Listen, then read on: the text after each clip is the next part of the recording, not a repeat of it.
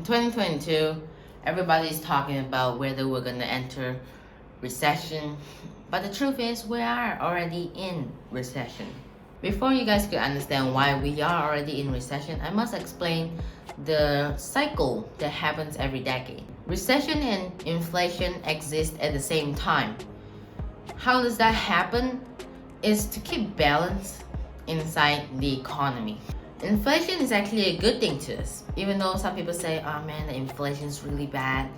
How is it good? Because inflation basically means the economy is inflating.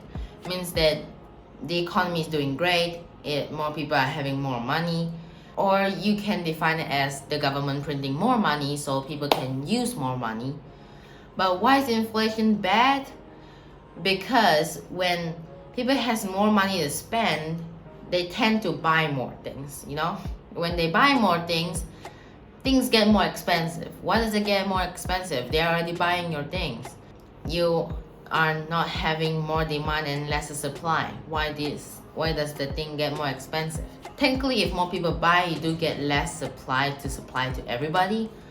But if you are able to sell your product at $10 and people also buy at $12, why would you want to sell at 10 but not 12? You want to maximize your profit. So that's where it happens, where everybody increases their profit and where it crosses the line and everybody starts suffering because they don't have enough money to spend anymore, because everything is having their price increased to a certain point where the whole economy is suffering. And here's where recession comes in, and the government would increase the interest rate so people would save their money instead of spending it. Would this make an impact? Yes, it would, because example, if the bank's interest rate or the America's interest rate is 1.5, that is very bad, just calculate. You have 100 ringgit or dollars. What you get after maybe 1 year, $1.50 extra without you working. So what are you gonna do with $1.50?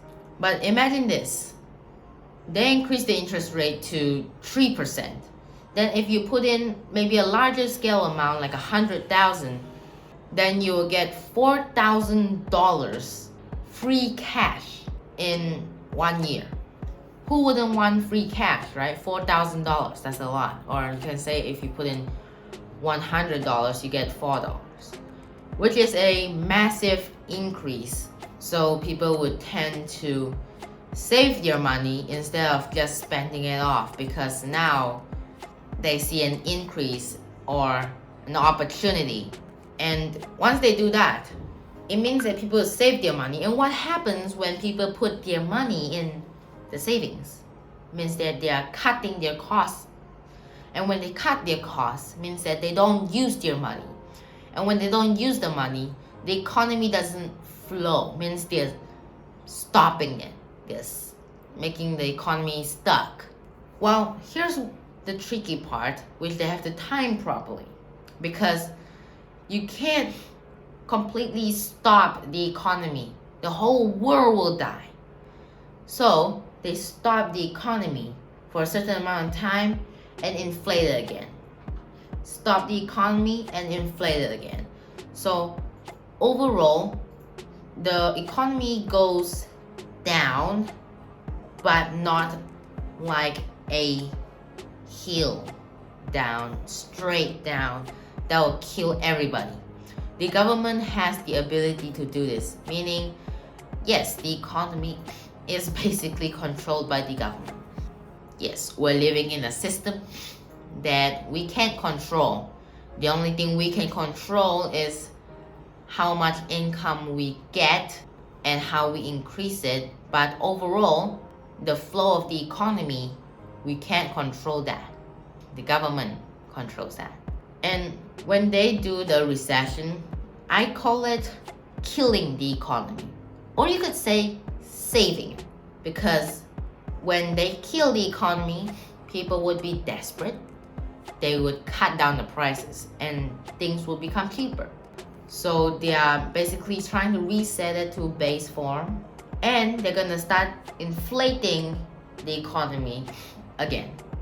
So this is what our economy is going through right now, and basically a lot of people is confused during this period of time whether to buy the dip or don't buy the dip. I personally think don't buy the dip, or having problem with their businesses, because recession will cause a lot of unemployment.